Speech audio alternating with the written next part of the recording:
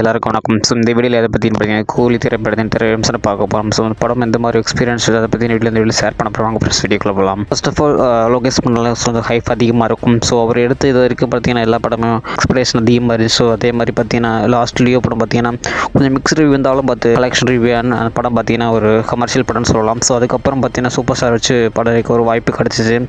So super star வச்சு first time எடுக்கிறனால so நம்ம expression கூட கொஞ்சம் அதிகமாக இருந்துச்சு சொல்லலாம். பட் அந்தளவுக்கு கொஞ்சம் பாப்புலர் இல்லை. பட் இது ரீசெண்ட் 1 மந்த் பார்த்தீங்கன்னா அந்த மோனிகா சாங் அண்ட் பவரோ சாங் இது மூலியம் பார்த்தீங்கன்னா கொஞ்சம் ஹைப் அதிகமாக எக்ஸ்பிரேஷன் கொஞ்சம் அதிகமானுச்சு. ஸோ ட்ரெய்லர் கூட ரிலீஸ் பண்ணியிருந்தாங்க. ஸோ ஓரளவு நம்மளுக்கு எல்லோரும் ஒரு பார்க்குற அளவுக்கு ஒரு எக்ஸ்பெக்டேஷன் தோன்றுச்சு. பட் நாங்கள் ட்ரெய்லர் பார்த்துட்டு சரி மூவிக்குள்ளே போனோம். ஸோ மூவியில் பார்த்தீங்கன்னா கொஞ்சம் டிசப்பாயின் பண்ண மாதிரி இருந்திருக்கு. ஏன்னு பார்த்தீங்கன்னா நம்ம எதிர்பார்த்த அளவுக்கு படம் இல்லை. ஸோ நார்மல் ஃபிலிமாக தான் இருக்குது. இது கதை பார்த்தீங்கன்னா ஒரு ஓல்டு கதை மாதிரி இருக்குது. ஸோ இந்த 20 years பிஃபோர் வந்தால் கூட அந்த படம் பார்த்தீங்கன்னா ஒரு ஆவரேஜ் ஃபிலிமாக தான் இருந்திருக்கும். ஸோ அந்தளவுக்கு Lokesh Kanagaraj direction and story பார்த்தீங்கன்னா கொஞ்சம் வீக்காக இருக்குது.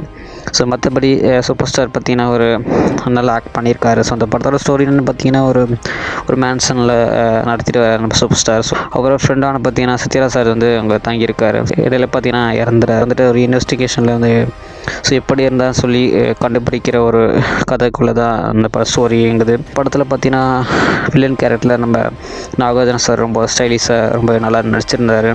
ஸோ எல்லா இன்டர்வியூலையும் சொல்லியிருந்தார் வில்லன் ஸ்டோரி பற்றினா நான் நடிக்க மாட்டேன், பட் இந்த படத்துக்கு ஒரு 1000 தடவை ஸ்டோரி கேட்டதுக்கப்புறம் இந்த படத்தில் நடிச்சுன்னு சொல்லி இந்த படத்தில் ரொம்ப ஸ்டைலிஷாக வில்லனாக இருக்கார். பட் ஷோபின் பார்த்தீங்கன்னா ஸோ ரொம்ப நல்லா பண்ணியிருக்காப்புல. ஸோ அவர் கேரக்டருக்கு பக்கத்து பேசுகிற முதல்ல போல இருந்தாங்க. பட் அவர் பிஸி செட்டெல்லாம் பண்ண முடியல அவரால். உபேந்திர சார் பார்த்தீங்கன்னா ஸோ ஜெயிலர் படத்தில் நம்ம சிவராஜ் சார் வர மாதிரி ஸோ லெஸ் டைம் தான் வராரு. பட் வந்த சீன் பார்த்தீங்கன்னா ரொம்ப நல்லா இருக்குது, பர்ஃபெக்டாக பண்ணியிருக்காரு. எண்டில் பார்த்தீங்கன்னா நம்ம அமீர் கான் சார் வராரு. ஸோ அவர் வர கேமியை பார்த்தீங்கன்னா பர்ஃபெக்டாக ரீச் ஆகிருக்கு. பட் இந்த படம் பார்த்தீங்கன்னா ஃபர்ஸ்ட் ஆஃப் ஒரு ஆவரேஜ் ஃபீல் தான் உண்டாகுது. செகண்ட் ஹாஃபில் தான் இந்த படத்துக்கு ஏ சர்டிஃபிகேட் கொடுத்துருக்காங்க. ஸோ செகண்ட் ஹாஃபில் தான் ஏ சர்டிஃபிகேட்டான ஒரு வேல்யூ செகண்ட் ஹாஃபில் கொஞ்சம் நல்லா இருக்க மாதிரி இருக்குது. மற்றபடி இந்த படத்துக்கு மிகப்பெரிய ஹீரோன்னு சொல்லலாம் பார்த்தீங்கன்னா நம்ம ஹைடி ஹீரோன்னு சொல்லலாம்.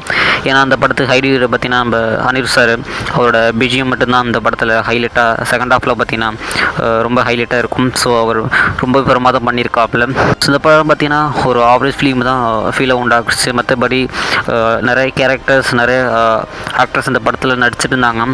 அவங்களும் பர்ஃபெக்டாக பண்ணியிருந்தாங்க. ஸோ இந்த படம் பார்த்தீங்கன்னா ஒரு என்னை பொறுத்த வரைக்கும் ஒரு ஒன் டைம் பார்க்குற வாட்சபிள் தான். பட் லோகேஷ்க்கு அது டிசப்பாயின்மெண்ட்னு சொல்லலாம். ஸோ அவர் ஹைப்புக்கு ரொம்ப லோ லெவல் டைரக்ஷன் சொல்லலாம். ஸோ புவர் டைரக்ஷன் சொல்லலாம் இந்த படத்துக்கு.